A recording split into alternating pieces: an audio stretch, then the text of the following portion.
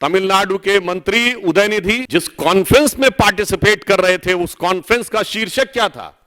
Eradication of सनातन धर्म। हिंदी में कहेंगे सनातन धर्म का समूल नाश। ऐसा भी नहीं कि वो सीधे बयान दे रहे थे, आप सबने वो क्लिप देखी होगी, पढ़ रहे थे कागज से। मुंबई में बैठक खत्म हुई और 24 घंटे में धमाका। उदयनिधि को किसने लिख के दिया था कागज? और इसमें इस गठबंधन का क्या रोल है? मुंबई में आपकी बैठक खत्म होती है और 24 घंटे के अंदर आप ये बोल देते हैं कौन सी योजना बनाई थी आपने? That the Honorable Supreme Court of India has given an observation that they will take a suo motu cognizance of any hate speech and will be having the strict vigil and will take appropriate step on this utterly unequivocal, damaging, violence provoking hate speech। तथा कथित INDIA oblique घमंडिया गठबंधन की घटक दल तमिलनाडु के DMK के मंत्री उदयनिधि जो स्टालिन जी के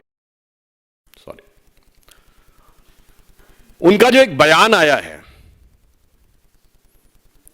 उससे ये मोहब्बत के दुकानदार का असली किरदार अब पूरी तरह उजागर हो गया है। क्योंकि हम ये कह रहे हैं कि ये कोई आइसोलेशन में दिया गया बयान नहीं है। This is not an statement given in isolation, but it is having a complete consequential sequence.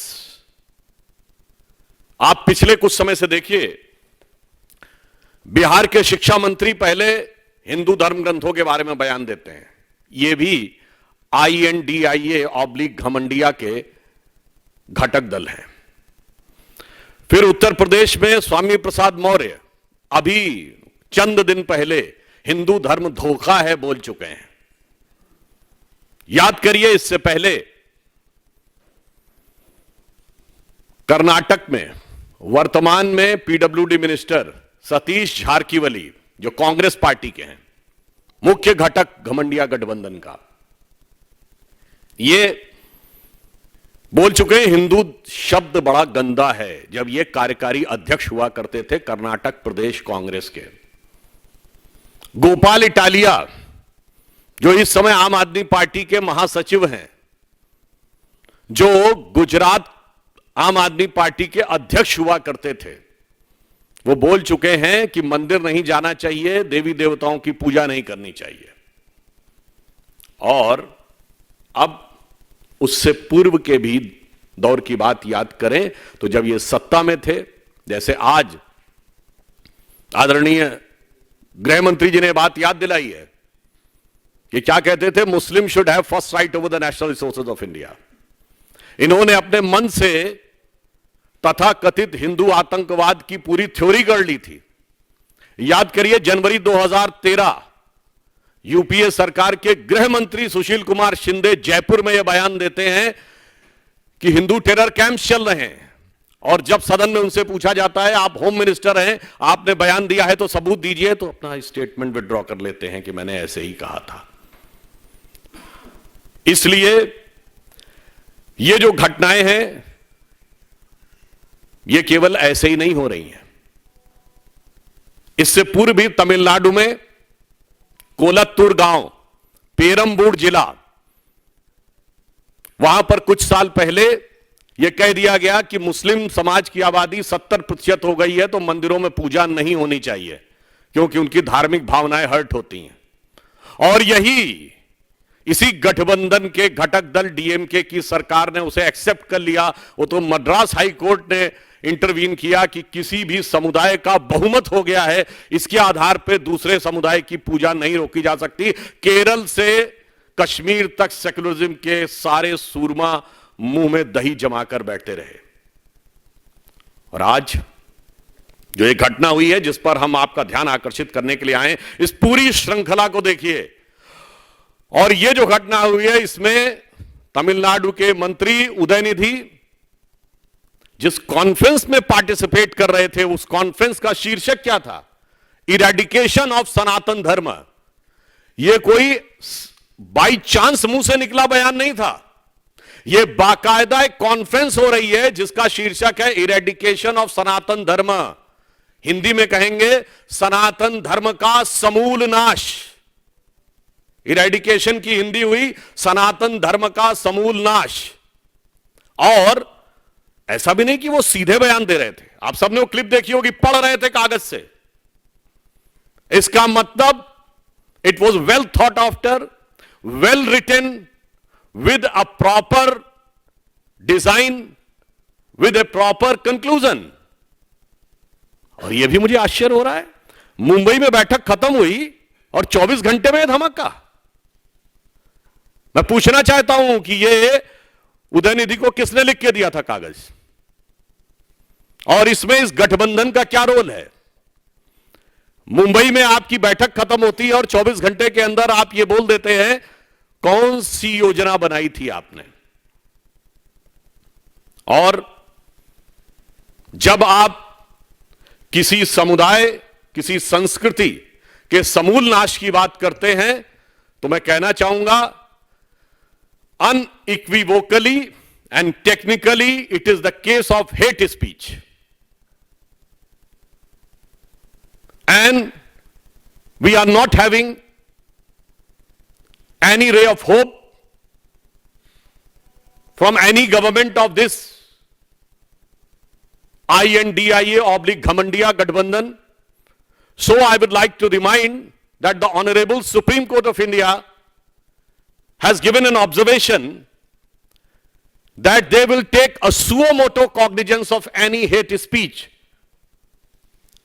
So I hope that the Honorable Supreme Court will be keeping an eye and will be having the strict vigil and will take appropriate step on this utterly unequivocal, damaging, violence-provoking hate speech, because it is not only insult, it is saying eradication means to finish.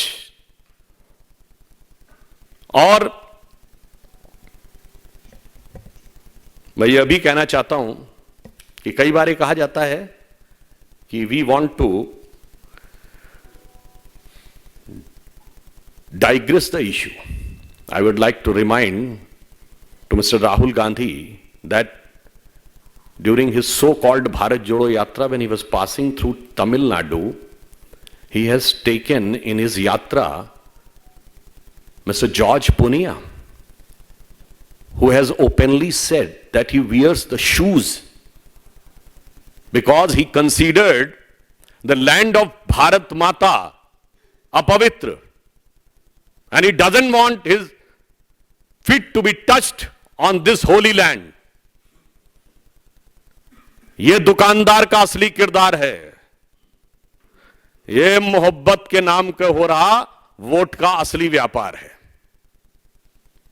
और जब digress the issue की बात करते हैं तो मैं यह भी याद दिलाना चाहता हूं, यह आरोप लगाते हैं कि हम लोग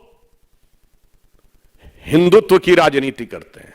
मैं याद दिलाना चाहता हूं, जब हम प्रधानमंत्री श्री नरेंद्र मोदी जी के नेतृत्व में जिसके ऊपर ये आरोप लगाते हैं, आज मैं पूछना चाहता हूं इस गठबंधन से, we are having the growth rate of 7.8%, which is highest among all the major economies of the world.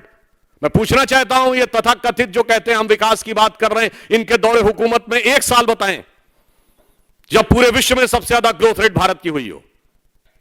नहीं है।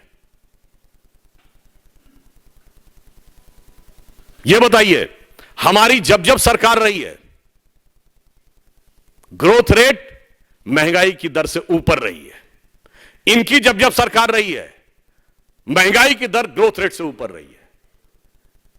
अरे इनके जमाने में तो वो मजाक उड़ता था, आप सबको याद होगा, इंडिया की ग्रोथ रेट क्या रहती थी, 1.82%, and those who remember in 1980s it was reduced कि भारत तो 2% से ऊपर जा ही नहीं पाएगा, because it is a Hindu rate of growth. That was 2%.